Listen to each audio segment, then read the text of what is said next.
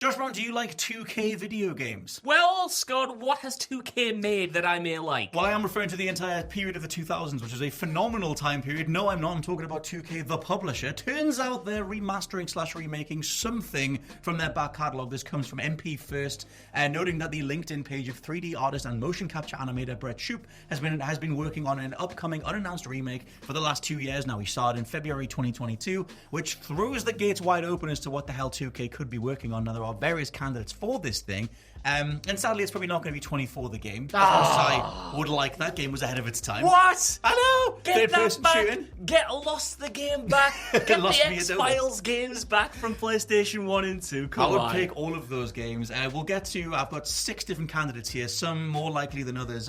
First up, The Darkness. Oh!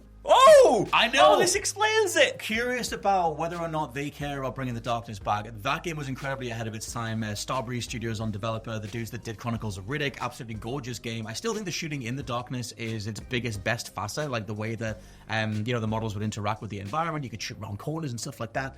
What do you think of The Darkness? I don't think they'll do it again. I think we were very lucky as a species to get a sequel to The Darkness at all. And it wasn't even very good. But it would have been sick to see them do more with that kind of concept, that art style, that world, the idea of being a weapons wielder while having the more supernatural powers on your shoulder. That's a cool idea, but I feel like the time for The Darkness is maybe over. Maybe. I feel like it's only old men like you and I who have a He fondness turns for 30 and he's leveraging this. Look, he comes with both barrels. He's got the tendrils and everything. I like it. If I call myself old, then I have to call you old, If you're which is just an old- insult. I'm like, this old guy here. No, if he's old, I'm that little pile of dust that the vampires leave behind in Elder Scrolls. It's Darkness is one of those things that came at the height of, or I would say the height of, the experimentation of the 360 era and that kind of thing. Yeah. Or the Xbox era, because that game had entire movies in it. You could just sit and watch 2-3 hour movies whenever you wanted, which you'd never get today. That level of just, hey, why not, never really exists in the modern day. So yeah, something like that I don't think they'd carry back over because they'd have to relicense it. But a lot of people did love The Darkness. I'd love to see it at least, remastered. I don't think they would be candidates for 2K to do a full-on Mafia 1 style remake, but I'd love to see them readily available on modern consoles because those, I don't want to call them curios because they are way more than that, but those kind of forgotten, more experimental 360 era games that we kind of admittedly took for granted back then. They were such a big part of gaming history, especially in, we have a lot of nostalgia for them today. So yeah, man, make those things more readily available just generally. I am going to throw in what I think is my number one candidate here, even though they have evidence for the ones that I'm going to talk about after this. Spec Ops The Line. Oh! Why not Spec Ops The Line? Everyone loves Spec Ops The Line, cult classic. A lot of people talking about it ever since it released. It's been over a decade now since that game. Just ditch the multiplayer, put the single player out. It's awesome. Here's the thing, right? If they remake Spec Ops The Line, what culture gaming as an entity can sustain for another 10 years at least, because we can continue putting it in lists and talking about it. The napalm, you didn't mean it. napalm blasting. Decisions you know what didn't he was doing. realize He you didn't were. know. You didn't know. It is 10 decisions you didn't even know. In all seriousness, though, that is white a game. phosphorus, isn't it? It's white phosphorus. It's white phosphorus.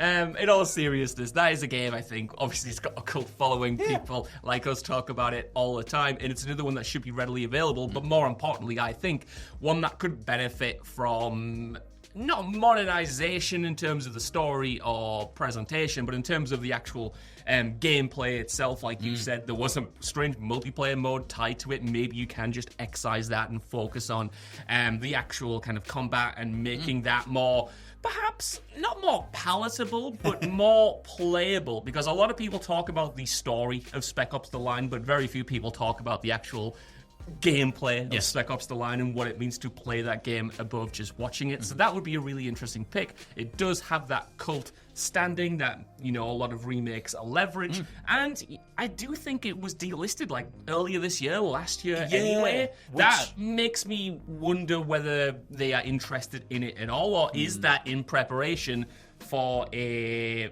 full-on remake? I don't know. The thing is, the Spec Ops series is more than just this one game. Like, this was a big deal. Spec Ops Line was a huge deal because they had Walt Williams do the script, and it was a whole dovetail. The whole idea of the road gameplay, the cover-based gameplay, fans and massive hardcore fans of this game say that it's meant to be rote, it's meant to be repetitive, it's meant to remind you of various other war-based games that you're already sick of, to make a comment about war and a soldier losing themselves in that space, etc. If you've not played Spec Ops The Line, it's awesome.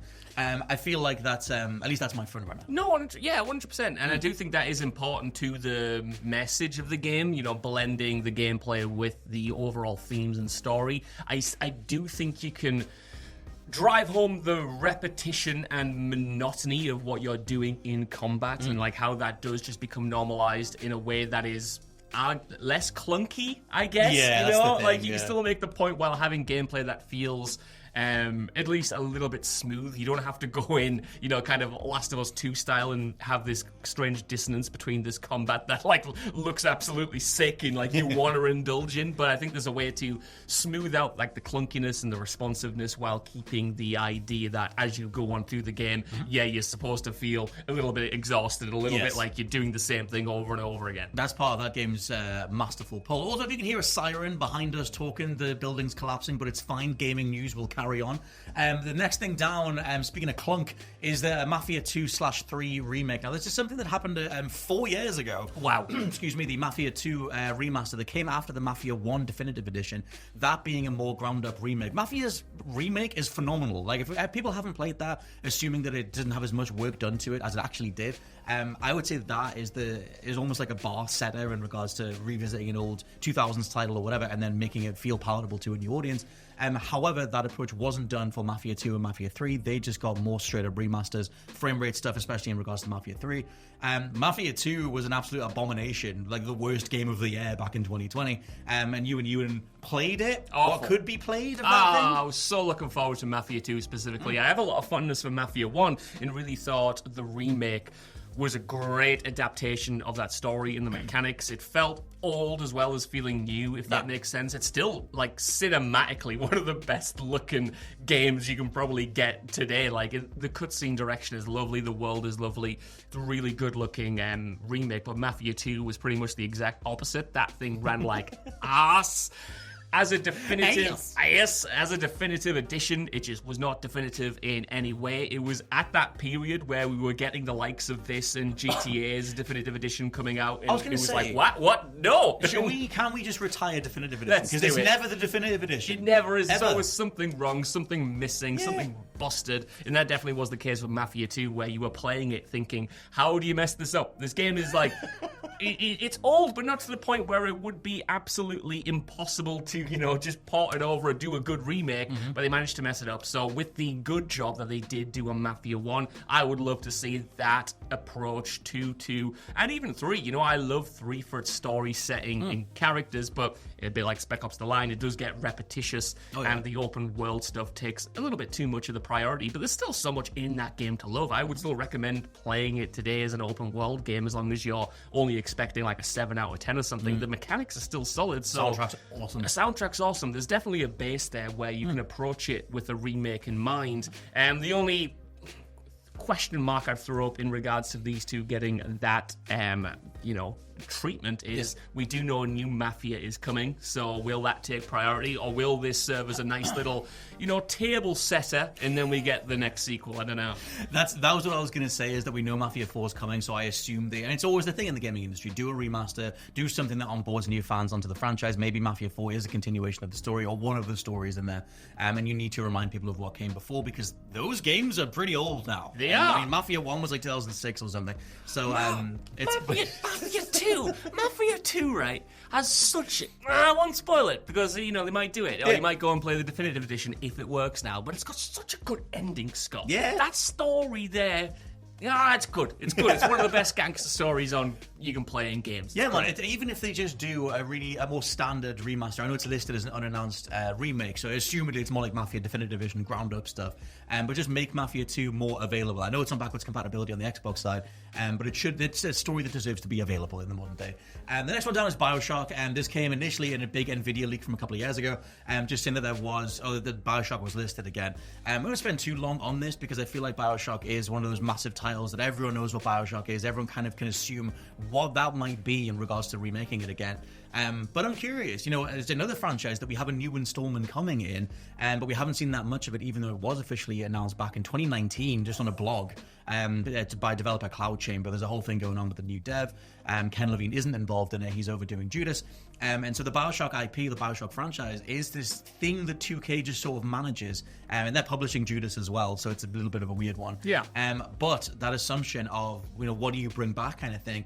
Do you want to remade Bioshock? I do. From 2007? I really do, and I didn't think I did until I started thinking about what they could remake. And even though we do have remasters of the entire original Bioshock trilogy available now, I reckon the original Bioshock could just flourish even more than it already does with a remake. I don't think you have to touch up the mechanics all that much. You could make the AI a little smarter, I suppose, maybe make the punchiness of the weapons that bit more satisfying. But I think from a level design and structure and pacing perspective, like the original Bioshock to me is still pretty much perfect. The way you go through Rapture, I know you have different thoughts. I just the way hate the you gameplay. go through Rapture, I think it still holds up. That's why they remastered. That's why it's still available. That's why people still fall in love with it. But I just, me, I'm a graphics guy at heart, and I want to see what a current gen Rapture can look like with all the bells and whistles, with RT ray tracing, shadows, and all of the premium features that you would expect from a big budget modern day thing. Bay the old crackling fingers. I thought you were doing something very different. No, right then. Crackling fingers. Crackling fingers. As the office falls apart. But the first time I saw Bioshock's plasmids, I was blown away. Like the flame effects, the electric effects, whatever. That stuff is really, really cool. That idea of remaking Bioshock from the ground up, where you still kind of have Ken Levine's blessing because he's still under the same publishing window, but it's not the same dev, is interesting. Yeah, for me, it was always the shooting that I thought was really naff. I hated fighting the big daddies. Just give me a dodge button or something so I can get the hell out the way of them charging at me. But at the same time, I know there's ways to deal with it. No, you're It's right. just one of those things where if you're going to do Bioshock, and Ken Levine's whole ethos was always brains and brawn. He always wants to do a shooter that is mixed with a story that will make you think things, and I always felt like the story stuff, the thematics, the characters was so much higher than the gameplay side in all three Bioshocks. So if you're going to try and tighten that stuff up, then at least make it enjoyable to do the first-person shooting and make it enjoyable to tussle with a big daddy. Well, actually, the beauty of a potential remake, right? Because you don't need to change the story. You don't need to change the setting. All of that work it's not done for you because you still need to remake those assets. You need to put them back into the game. But there's a lot in Bioshock you don't need to touch at all. You can just package it today and sell it, and people will be like, yeah, this kicks ass. This is the best thing ever. But the gameplay, if that's already done for you, that's what you can potentially focus on for a couple of years. Make those combat encounters more dynamic and more interactive. Incorporate the abilities alongside the weapons and make those weapons and abilities fundamentally feel good to use. If you focus in on that, I don't know, man, maybe you get the best game ever made. I don't know. Maybe. I mean, something like Bioshock is already a lot of people's favorite game of all time. Obviously, that game's story, not going to go into specifics, but it's a huge deal, revolutionized the industry, revolutionized the idea of player agency in a video game. There's a lot hanging on that if you start to revisit it and go, hey, we can do it again. But that makes me curious on what it could be. Final two, one is the Elder Scrolls Oblivion. A lot of people forget that Elder Scrolls Oblivion was published by 2K, so maybe there's something in there in regards to Bethesda and now Microsoft that they could wangle in regards to rights and remaking Oblivion. We know that there is an Oblivion remake on the way, or at least it's been included in an FTC leak of last year during all the acquisitional stuff that Xbox was doing. So it seems like something regarding Oblivion is in the works again, and that could be it, like a 2 years devoted to retexturing something or whatever. Yeah. The idea of Oblivion coming back, for me, you'd have to modernize quite a lot of it. A lot of people adore Oblivion. I didn't get on board with Elder Scrolls until Skyrim, and so I get it. I love the Cyrodiil as much as the next person, but I don't know. I want that thing to play a lot smoother than it did. Yeah, I mean, I think I would as well. I love Oblivion. It was a game that kind of got me into RPGs generally. Like, I'd played some before, but I think like a lot of people had with maybe Fallout 3 or Skyrim or maybe even Fallout 4, that your first experience with one of those modern Bethesda games is just, it's something else. You kind of realize a whole new realm of possibilities are possible, and that was my experience with Oblivion. But on top of that, nostalgia, and on top of that, being an entry point into the genre, I still think it has so much that holds up. Like you said, the location itself and the environments, the idea of the Oblivion Gates, the characters that you meet, its approach to stats and weapons and armor, and the quests on top of that. I just think it's a cool package that, with a little bit of tweaking in the gameplay multiplayer department to make it a little bit smoother, maybe add in some quality of life improvements and features that we've come to expect from later Bethesda games and put them in there. Yeah, like I think this game, whether it's under 2K's umbrella or not, will be arriving. Like you said, it was in that FTC leak, and I'm looking forward to it. I hope it does Oblivion justice, because that was the start for me of modern Bethesda, and that's the only one that kind of has fallen out the conversation a little bit. Like everyone still talks about Fallout 3, everyone obviously still talks about Skyrim, but it was Oblivion that all of this kind of bloomed from, I think, or at least opened people up. It's opened Bethesda up to a new audience. It definitely did that. Totally, man. And it is one of the big pillars of initially the Xbox brand. Like a lot of people played Oblivion on Xbox. It just is one of those warm memories, and not just because the general aesthetic of Oblivion is extremely warm tonally anyway. The last one down is a combination I've put down for the two XCOM games, the 2K oversaw, Enemy Unknown and Enemy Within. I feel like the XCOM series has just died off, even though it is or used to be the absolute king of turn-based, grid-based strategy. And I absolutely adore these XCOM games. It was weird watching XCOM's evolution over the years. They tried to do that weird over-shoulder third-person shooter called XCOM Declassified, where it was you're still kind of doing commands and strategic things when you're in combat, but it just wasn't the same thing. And then you had, I forget the name of the dude, but the guy that headed up XCOM leave to do his own thing, Phoenix Point. And so they kind of just branched off, and the XCOM IP was just kind of left there. And XCOM is available everywhere, but it was just when they finally brought it back in 2012. I feel like Enemy Unknown was such a big deal, such an easy, accessible way to play one of the best genres in gaming. And it's not going to be as head-turny as the Bioshocks, the Oblivions, or Spec Ops The Line, or whatever. But I do wonder about making sure that a new XCOM or a polished-up XCOM is the best that it can possibly be. Because XCOM 2, even that didn't land very well. It was very buggy. They tried different things like stealth mechanics and whatever. I just something like an XCOM deserves the polished treatment. 100%. You know, it's not the genre that I would usually gravitate towards, but you're absolutely right in terms of, you know, people celebrated the return of XCOM so much that even someone who has a casual interest in that genre like me, like, knows that it's one of like the best strategy games of all time, you know.